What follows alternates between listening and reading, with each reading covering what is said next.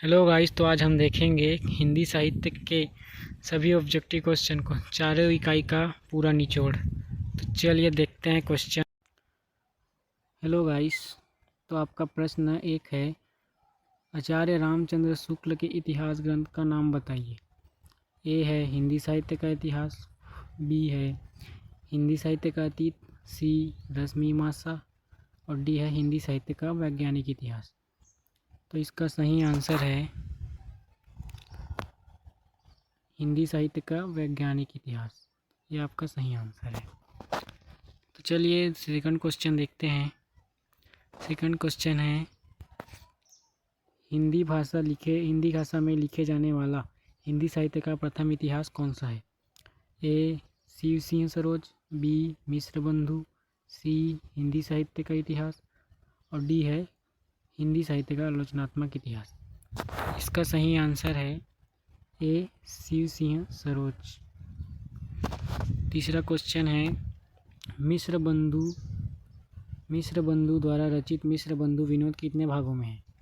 ए है 1 भागों में, बी है 2 भागों में और सी है 3 भागों में और डी है 4 भागों में। तो इसका सही आंसर है डी 4 भागों में।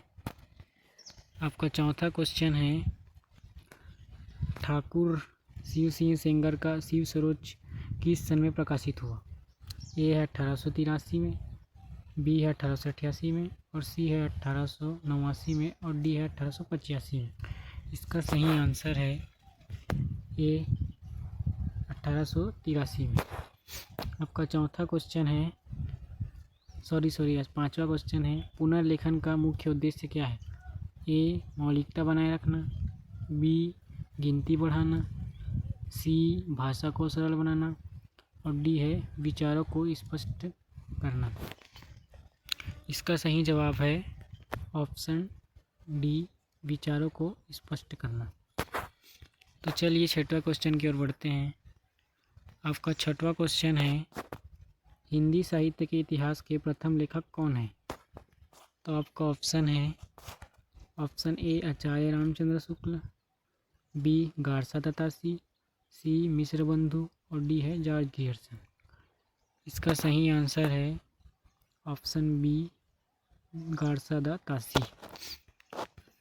तो सातवां क्वेश्चन है, हिंदी का पहला ग्रंथ कौन सा है।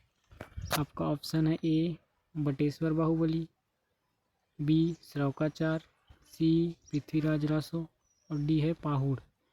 इसका सही आंसर है ऑप्शन बी श्रौकाचार। आपका आठवां क्वेश्चन है, अवधी बोली का संबंध किस भाषा से है। ए है पश्चिमी हिंदी, बी है पहाड़ी, सी है पूर्वी हिंदी और डी है बिहारी। इसका सही आंसर है ऑप्शन ए पश्चिमी हिंदी। अवधी बोली का संबंध पश्चिमी हिंदी से है। आपका 9वां क्वेश्चन है, आदिकाल का समय कब से कब तक माना जाता है। ए 1000 से 2000 ईस्वी, बी 1050 से 1350 ईस्वी और सी है 1200 से 1250 ईस्वी और डी है 1100 से 1500 ईस्वी। इसका सही आंसर है ऑप्शन बी 1050 से 1350 ईस्वी। चलिए नेक्स्ट क्वेश्चन की ओर बढ़ते हैं। आपका 10वां क्वेश्चन है, आदिकाल को हिंदी साहित्य में किस नाम से जाना जाता है। ए है वीरगाथा काल, बी है भक्ति काल, सी है रीति काल और डी है आधुनिक काल।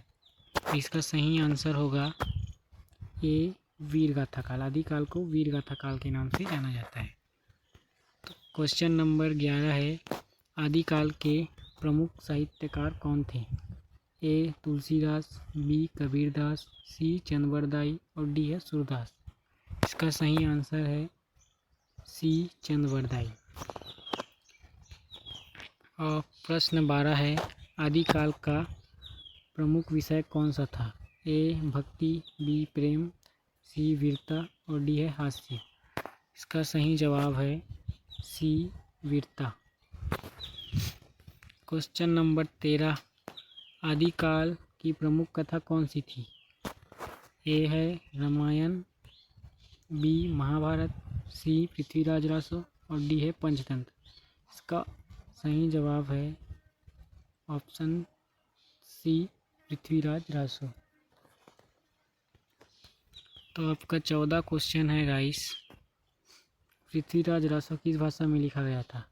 ए संस्कृत भाषा में, बी हिंदी भाषा में, सी अपभ्रंश भाषा में और द प्राकृतिक भाषा में। इसका सही आंसर है सी अपभ्रंश में। क्वेश्चन नंबर 15 है, चंद बरदाई किस राजपूत राजा के दरबारी कवि थे?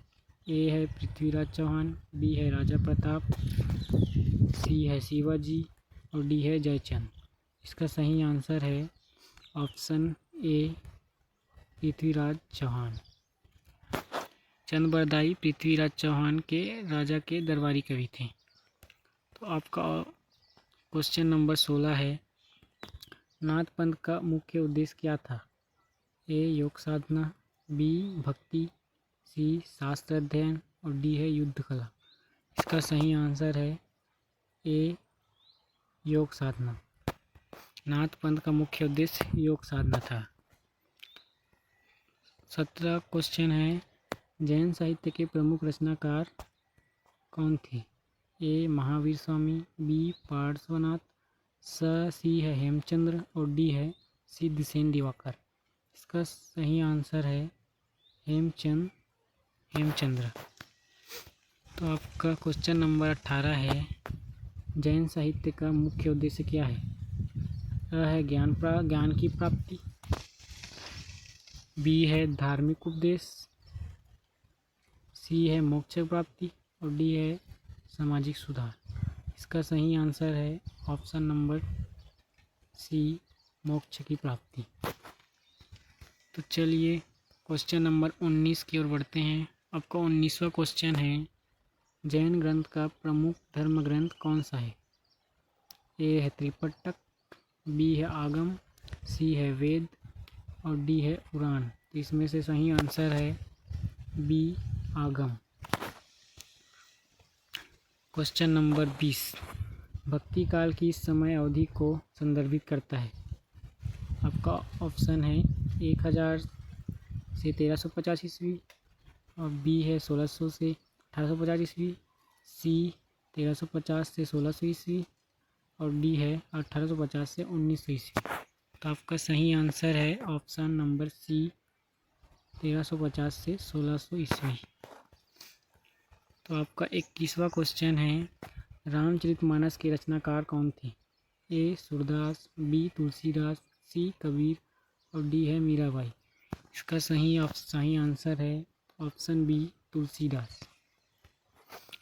तो क्वेश्चन नंबर 22 है, सूरसागर के रचयिता कौन थे? ए कबीर, बी तुलसीदास, सी रैदास और डी है मीराबाई। तो इसमें से आपका सही आंसर है ऑप्शन नंबर सी सूरदास। अब क्वेश्चन है क्वेश्चन नंबर 23, कबीर किस प्रकार के भक्ति धारा से संबंधित थे? ए सगुण, बी निर्गुण, सी श्रृंगारिक और डी है वीर। तो कबीर निर्गुण काव्य धारा से संदर्भित थे। क्वेश्चन नंबर 24, निर्गुण भक्ति धारा में प्रेम मार्गी कवियों का प्रमुख उद्देश्य क्या था? ए है प्रेम का प्रचार, बी है ज्ञान का प्रचार, सी है सामाजिक सुधार और डी है धार्मिक सुधार। तो इसका सही आंसर है प्रेम का प्रचार। तो अब 25वां क्वेश्चन है, निर्गुण भक्ति धारा के ज्ञान मार्गी कवि कौन थे? तो आपका ऑप्शन है ए कबीर, बी तुलसीदास, सी सूरदास और डी है विद्यापति। तो इसका सही आंसर है ए कबीर। कबीर निर्गुण भक्ति धारा के ज्ञान मार्गी कवि थे।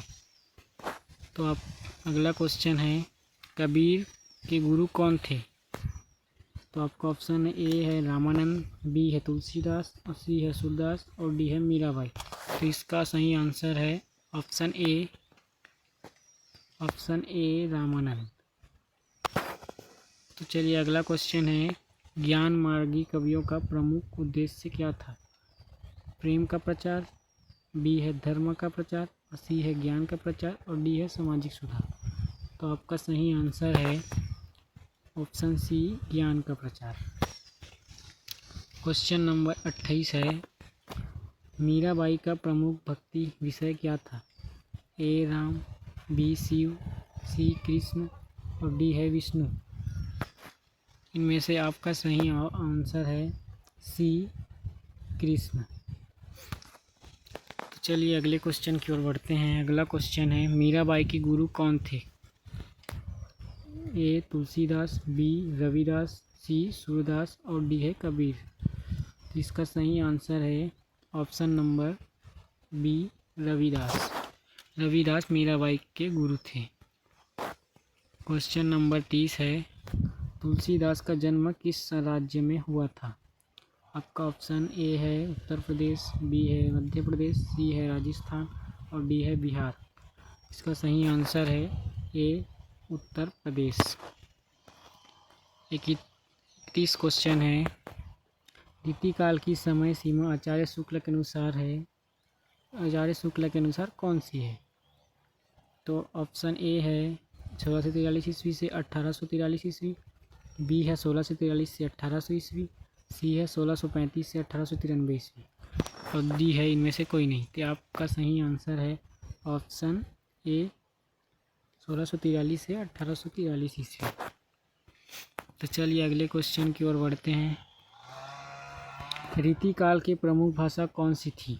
ए है संस्कृत, बी है ब्रज भाषा और सी है अवधी और डी है हिंदी। इसका सही आंसर है ऑप्शन बी ब्रज भाषा। अगला क्वेश्चन है, रीतिकाल के कवियों का प्रमुख प्रेरणा स्रोत कौन था? ए वैदिक साहित्य, बी पुराण, सी अलंकार शास्त्र और डी है उपनिषद। तो आपका सही आंसर है ऑप्शन नंबर सी अलंकार शास्त्र।